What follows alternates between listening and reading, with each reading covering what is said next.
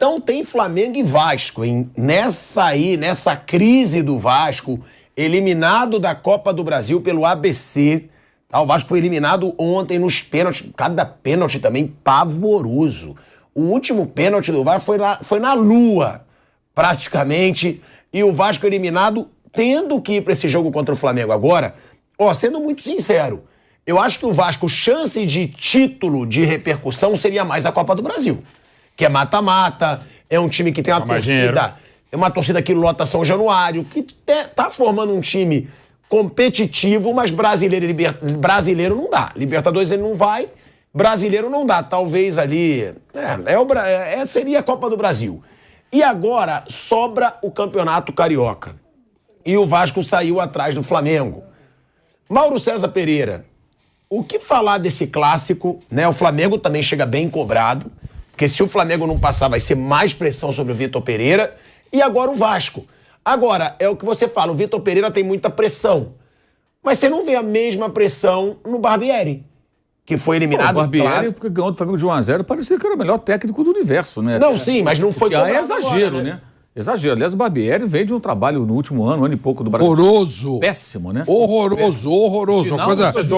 Aí eu torcedor do Bragantino. Não, mas é verdade, não. Foi, o trabalho do Barbieri no Bragantino foi horroroso. Ele perdeu completamente o controle de jogadores, uma coisa horrorosa. Demorou, só não saiu antes porque esse processo de uma empresa profissional e tal. Mas foi um trabalho horroroso. Nossa, até me assustei que ele foi rapidamente recolocado no mercado e num time como o Vasco. Em dado momento, ele só permaneceu no Red Bull Bragantino por uma questão muito simples. A temporada estava perdida e o clube chegou à seguinte conclusão, né? Quem dirige o clube?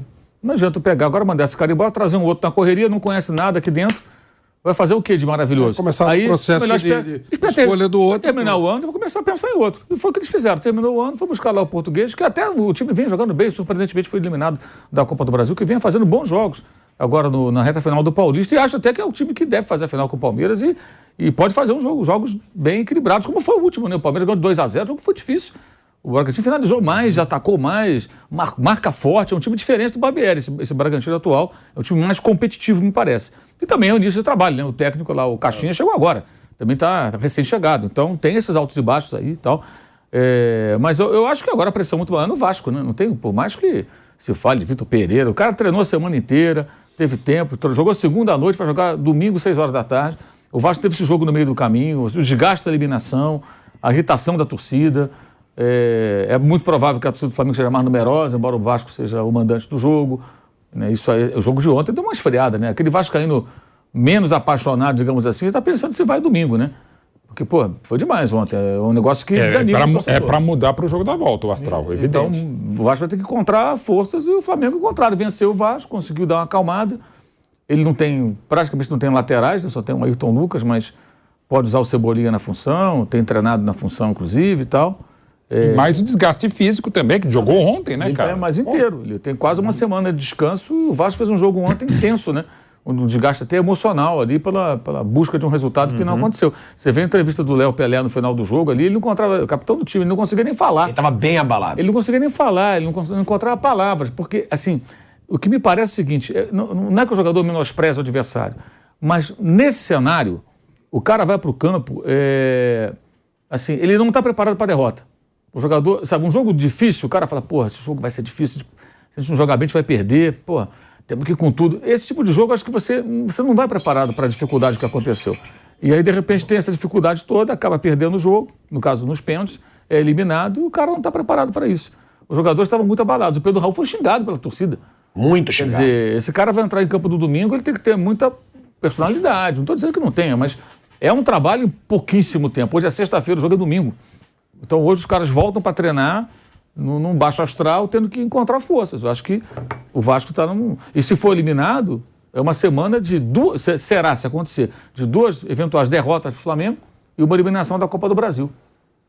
É complicado, né? Agora, se vence o Flamengo, a Copa do Brasil é minimizada? A gente sabe que o Vasco tem essa... Sem dúvida. É minimizada, né? Como foi o tamanho Como ano passado, o Fluminense não conseguiu sequer chegar na fase de grupos da Libertadores, foi eliminado pelo Olímpico, ganhou do Flamengo na final, a pessoa esqueceu completamente a Libertadores.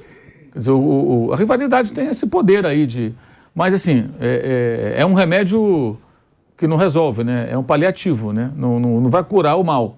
Tanto que o próprio Fluminense, pegando o exemplo do ano passado, logo depois acabou dispensando o treinador. Ele não continuou, que era o Abel Braga. Ele ganhou a final do Carioca, mas fracassou na Libertadores. Aí quando o Fernando Diniz pegou o time já na Sul-Americana, aí já estava numa situação muito ruim e acabou nem conseguindo se classificar. Até deu uma goleada de 10 lá, mas não adiantou nada. O time acabou ficando pelo caminho naquela competição. Porque ao não se classificar, como vai acontecer agora com o Fortaleza, né? Ele foi para a Copa Sul-Americana. Mas se domingo vencer, lógico, vai ser uma vitória que vai acalmar as coisas pelo lado do Vasco. Mas o Vasco se viu em poucos dias. Ele entrou em campo segunda-feira, vindo de uma vitória sobre o Flamengo, todo mundo feliz. Aí, de repente, e o Flamengo tinha perdido o Fluminense. Ou seja, ganhou a vantagem, o adversário vindo de derrotas consecutivas e vivendo uma crise. De repente ele perde esse jogo, cai diante do ABC e vai ter que jogar domingo tendo que ganhar o jogo, que agora é a vantagem do Flamengo, não pode empatar mais. Ele tem que vencer a partida. Então é um cenário bem, bem complicado. Agora, é um começo de temporada, né, Vanderlei, Flávio, até meio que curioso, né, no eixo Rio-São Paulo. Porque se você for ver, só Fluminense e Palmeiras ainda não passaram por uma crise nesse começo de temporada. Tem uma vantagem, né? Não tem do eixo, né? Calma, se domingo der tudo errado, eles podem dar os ganhos ninguém. Calma. Sim, mas então é curioso. Olha o palmeirense. Eles acham que vão perder no Ituano. Mas pode ir na crise e ganhar outra de pênalti. Que a gente já teve crise no Vasco, teve crise no Botafogo, teve crise no Flamengo, teve crise no Corinthians, teve crise no Santos e teve crise no São Paulo. Tem uma vantagem, nós não temos monotonia. Já é uma grande vantagem para quem tem que discutir o que está acontecendo, né? É animador, porque todo dia tem uma fogueira aí. Mas a competição, o ano promete, né? O Campeonato Brasileiro vai ser, eu digo, muito efervescente. Aqueles que não estão bem vão ter que melhorar rapidamente. Eu não acredito em milagre. Eu acho que você tem que acreditar naqueles que estão mostrando que estão mais afinados. Os que estão mostrando mais afinados podem inspirar maior confiança nos torcedores. Poxa, meu time vai começar bem o Campeonato Brasileiro, a competição internacional que surgir pela frente aí, né? Acreditar. Aqueles que estão vivendo uma grande pindaíba, precisa ter muita fé, ser muito entusiasmado. Um cara é ufanista demais, acreditar que, poxa vida, estamos numa pindaíba agora, mas daqui 15 dias essa orquestra vai ser um sucesso. Vocês vão ver? Ei, Campeonato Brasileiro, Mauro, vim aqui só pra te ver. É isso que eu não acredito. Mas olha, mas não é de uma hora pra outra, mas eu pego sempre, eu sei que é terrível, até morreu, não faz questão de meses, o pai do Marcelo Moreno, atacante boliviano, né? Quando lembra aquela negociação, 5-2, que ele podia ir pro Palmeiras, podia ir pro Flamengo, eu falei, não, meu filho não vai jogar nesses times falidos aí. Claro, naquele momento era terrível a condição financeira de Flamengo e Palmeiras, 2012 para 2013. Só que realmente ganhou o prêmio de homem de visão, né? Nem Carlos Miguel Aidar falou também, é bobagem, né? Levou pro Cruzeiro, né? Daí, levou pro Cruzeiro. Ainda para piorar, não queria nem colocar o Cruzeiro, quer dizer. Enfim, as coisas podem virar, mas evidentemente não é de uma hora para outra. E tem que acontecer várias coisas. Foi a política lá do Bandeira de Mello a partir de 2013, desse grupo começou a melhorar o Flamengo, o Palmeiras com Paulo Nobre, depois a entrada da própria inauguração do Allianz Parque, a chegada da Crefisa em 2015, trabalho do Cícero, do Alexandre, do João Paulo Sampaio. É de uma hora para outra. Só na pitadinha em cima que você está falando. Por isso que o torcedor do Palmeiras deve ter muito carinho por um cara chamado Fernando Praz. O Fernando Praz, nesse episódio e em outros que negaram jogar no Palmeiras, pela pindaíba que estavam, ele disse, olha, vocês ainda, vocês ainda vão se arrepender de não ter aceitado o convite para jogar no Palmeiras. Você lembra disso? Sim, eu lembro. Então, o Praz chegou O Praz chegou 10 dias depois do Palmeiras ter sido rebaixado. Ele chegou para um time rebaixado que na época sem menor, não tinha nada. Ia ser construído Allianz Parque, o Paulo Nobre nem era presidente, não se imaginava a Crefisa. O Praz é um dos caras que mais confiaram e veio do momento também delicado, embora os últimos grandes anos do Vasco eram com o Fernando Praz na meta, o time campeão da Copa do Brasil de 11, vice-brasileiro de 11, e que foi até enfrentar o Corinthians e o lance do Diego Souza contra o Cássio em 2012. A gente vai para um break na Rádio Jovem Pan, seguimos no YouTube. Agora, falando aí, né, sobre essa situação do Vasco, é bizarro, né? Porque o Vasco chegou a ficar 2 anos na Série B, seguidos, né? O que é um papelão para um clube do tamanho do Vasco. E outra coisa, o Vasco não chegou à 3ª fase da Copa do Brasil nas últimas 2 edições. Nas últimas 2 edições da Copa do Brasil que o Vasco participou, ele não chegou na 3ª fase da Copa do Brasil.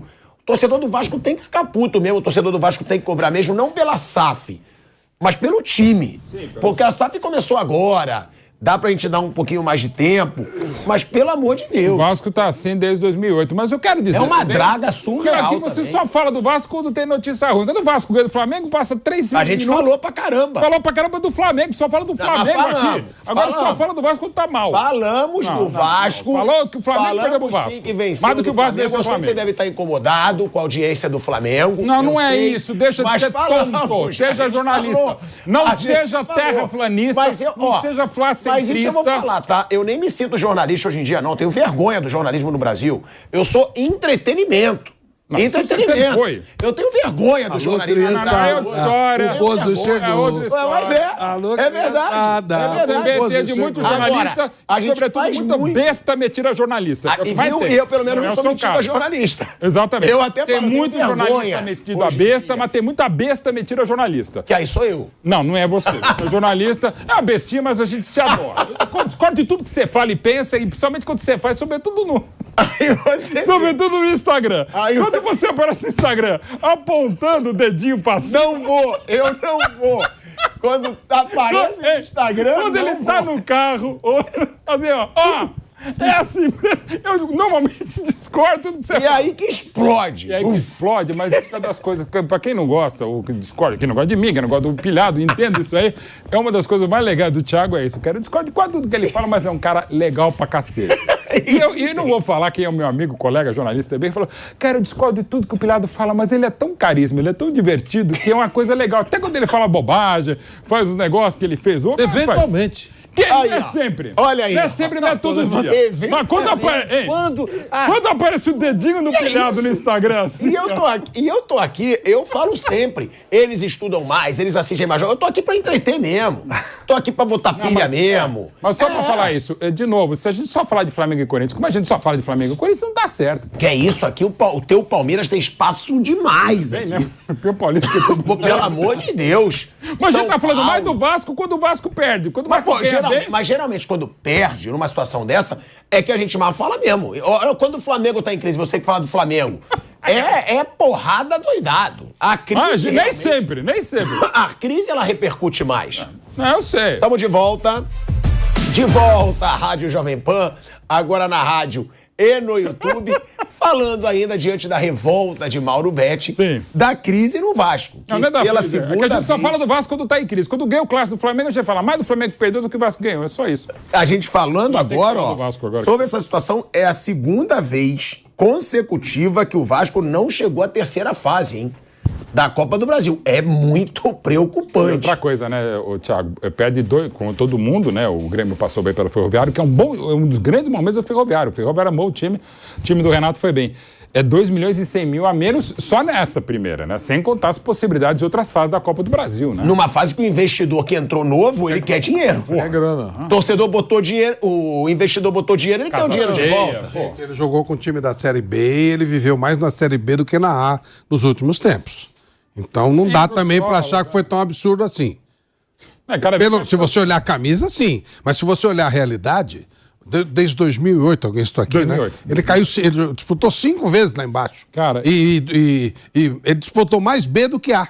Então, e às vezes ele jogou com o time da Série B, tá lá, tá dentro. Não quando tem 3 ou 4 times grandes, mas quando você cai, você é o único grande, ou tem um outro, você tem que lutar para ser...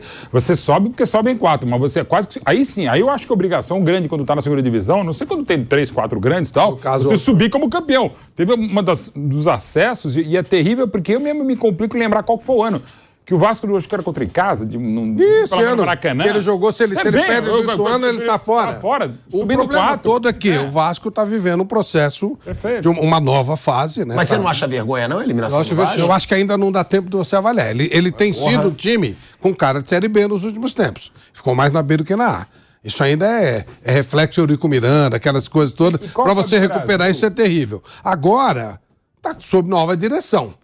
novíssima direção, então tem que dar um tempo. Por exemplo, vamos ver o que vai acontecer. A primeira lamentável eliminação... Se tivesse enfrentado um adversário com todo respeito, de peso, maior peso... O peso... tá direitinho. Não, tudo bem, mas... Mas a Série B do que é time de Série B também. Não, ele ainda está na Série B. O Vasco ainda está com a cabeça na Série B, com história de Série B. Daqui a pouco ele deve voltar a ser um time de Série A. Foi a primeira eliminação traumática do Vasco. Ele é um dos primeiros grandes a caírem antes da hora numa Copa do Brasil, que havia começado em 89. Em 2 jogos, o Vasco foi eliminado pelo Remo.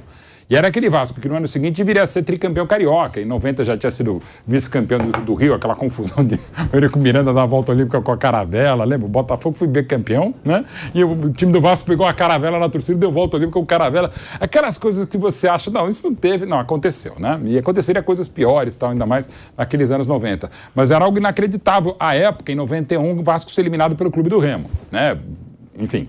Mas agora aconteceu, o Atlético Mineiro que derrubou o Dudamel contra Afogados, sabe, tá acontecendo demais até pelo regulamento das primeiras fases, um jogo só pode acontecer zica, com 2 já é mais difícil, mas enfim, mas é o nível que a gente tem visto no futebol brasileiro, né? E até no europeu que a gente costuma falar, não, dificilmente você vê um time de ponta na Inglaterra perder, embora não esteja num grande momento o Liverpool, perder no final de semana pro Bournemouth, né? Então a coisa tá ficando... Não existem mais cara-bobos, à exceção do clube venezuelano, mas cada vez mais esse negócio de zebra é uma atrás da outra. Está se atropelando até por um certo apequenamento dos grandes. Ó, e sobre o Pedro Raul, tá? Que algumas pessoas podem estar se perguntando por que foi tão vaiado, só porque perdeu um pênalti. O Pedro Raul, 3 pênaltis desperdiçados por ele só nessa temporada. É o grande reforço do Vasco para a temporada, né? Eu mesmo falava aqui, aí vocês têm que ser justos, hein? Eu falava aqui, o Pedro Raul no Botafogo não jogou muita coisa. Não tire como parâmetro que ele jogou no Goiás. Eu não achei uma baita contratação do Vasco. Não acho que é um jogador para valer o que valeu. É um jogador, mas não é... meio que um pouco por aí que você tá falando. É isso. Eu sempre dei uma questionada. Pode ser que ele se recupere e aí eu vou ser o primeiro a falar aqui. Mas eu achei muito caro pro que é o Pedro Raul, na minha opinião, o que foi no Botafogo. No Goiás realmente jogou muito uma temporada. E aí o Vasco investiu no Pedro Raul. Ele perdeu pênaltis contra o Volta Redonda, contra o Flamengo e contra o ABC. Né? E aí o ABC classificado. E aí o Pedro Raul foi xingado. Pedro Raul vai, né? Aí a gente já sabe qual é a... os Carlos Drummond de Andrade dessa arquibancada. Qual é a rima. E aí... foi muito xingado, foi o principal grito da torcida do Vasco depois que acabou, né, a disputa por pênalti e o ABC se classificou.